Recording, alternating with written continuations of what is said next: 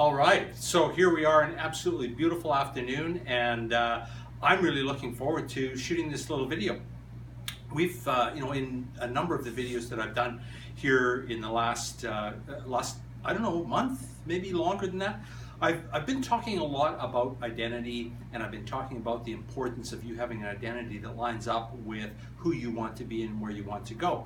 And today, I'm actually going to take and back up a little bit from the whole issue, the whole question and discussion around identity, and I'm going to talk about vision. Having a vision for different areas of your life, and yes, I've mentioned that before, and having goals and just how important that is. And what's that?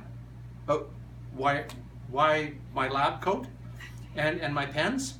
Well, actually, I looked for a lab coat and a pocket liner and such, and I didn't have one, but I did have this great Boss house coat, and I thought, hey, what a great stand-in. No pocket though, so we do have a little packing tape holding my pens here. And the reason for that is that actually I'm not going to get too scientific. I'm taking that off because it's a little warm standing there with that on.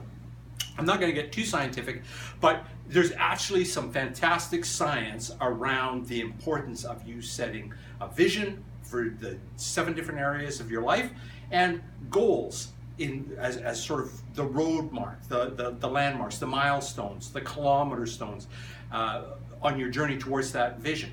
So I'm going to talk more in another video specifically how to go about setting that vision or those visions in the different areas of your life, and how to set some milestones or kilometer markers on capturing that vision. But really what I want to do today is I want to just emphasize, why is that even important?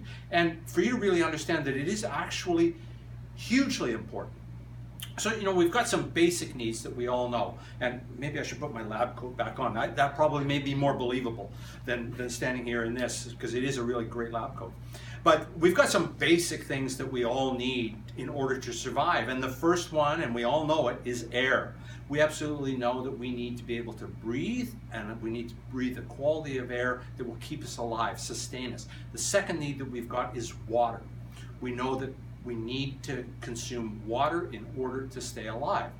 Also, the third fundamental basic need that we have is food, nourishment. So we have air, we have water, and we have food. And also, on top of that, there's what's called the hierarchy of needs, or the human hierarchy of needs. And that was actually developed by a scientist a number of years ago by the name of Maslow.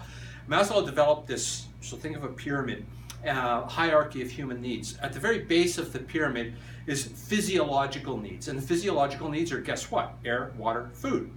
Safety and security needs, love and belonging, self-esteem, and self-actualization.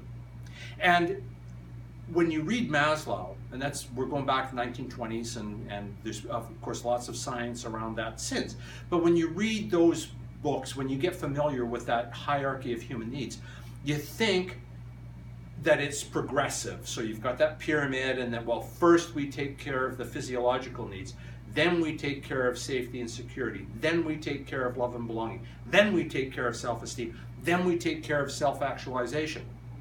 Well, I'm not going to argue that you have to not take care of that physiological needs first. Obviously you do. You need air, you need water, and you need food. But what I am suggesting is that actually the rest of those, safety, security, love and belonging, self-esteem, and self-actualization, actually aren't independent of each other. And in fact, I don't believe that you need to take and deal with those things one at a time and move up that hierarchy.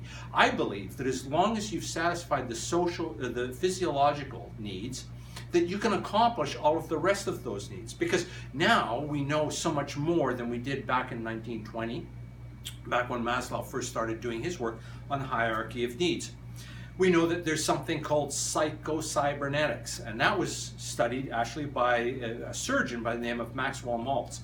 And really, to not get too scientific about all of that, basically what it says, what Maxwell Maltz said and what Psycho-Cybernetics say, is that your brain is a goal-seeking device. that it needs to be going somewhere all the time. It doesn't shut off. It doesn't decide, oh, today I'm not going somewhere.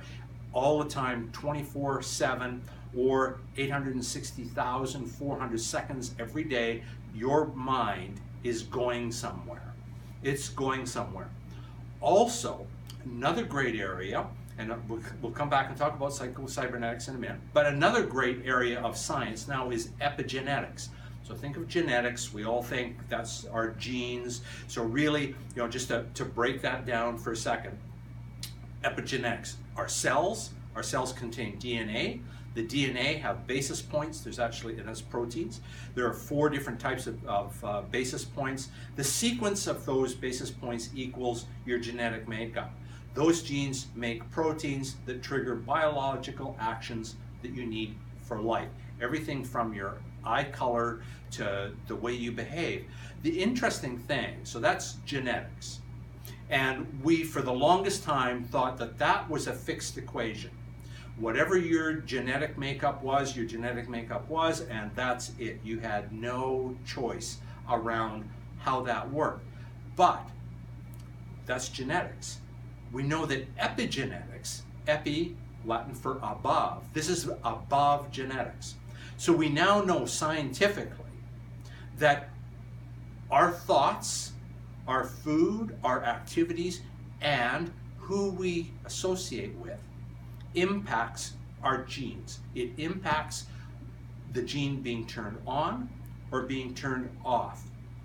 Turning on certain things, turning off other things will change. It changes your health. So think of even various degrees diseases, can all be driven by what gene expresses when and how, or if it doesn't express and when it doesn't express. So if we think of all of that, you think of the hierarchy of needs, those physiological things, breathe, water, food. You think of that hierarchy of needs and self-actualization, starting from the top, self-esteem, love and belonging, safety and security.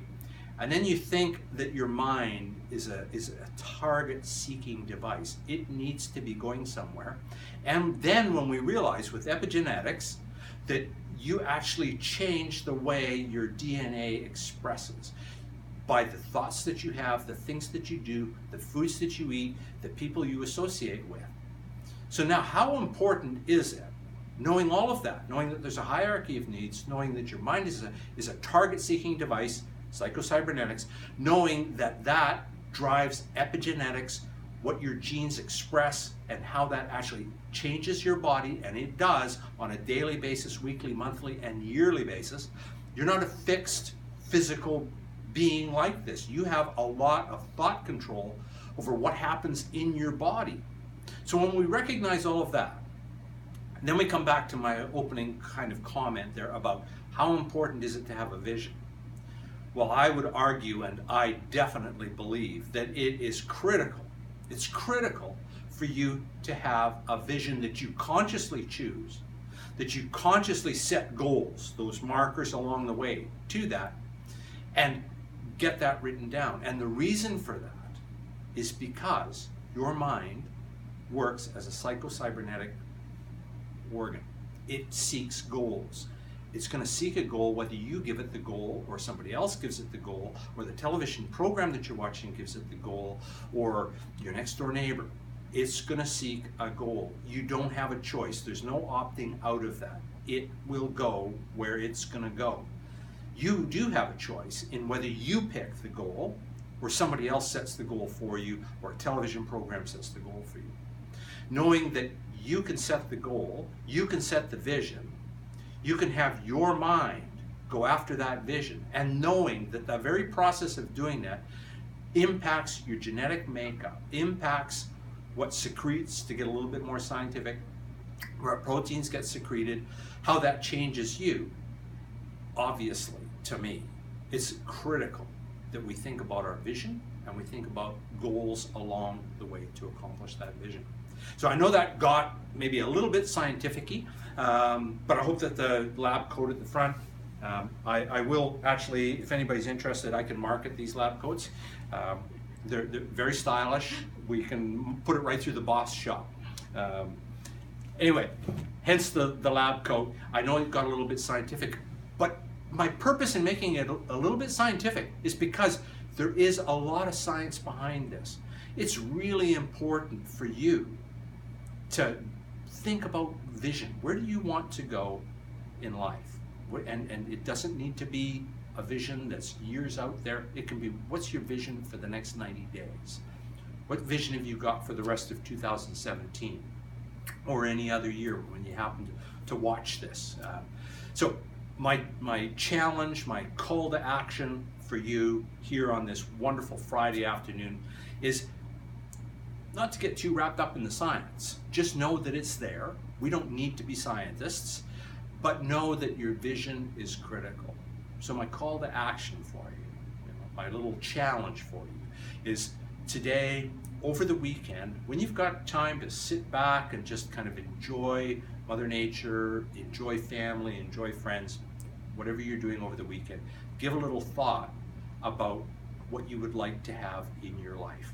And we're going to do some more videos, and we're going to talk about how to actually accomplish those goals, how to accomplish those visions, how to actually get them down first and foremost, I guess most importantly, how to get them down on a piece of paper so that they become more real for you. And then how do we accomplish that? So again, over the next few days, just think about what would you like to have in your life. I hope I've added value for you today, and I sure look forward to talking to you again. Thank you.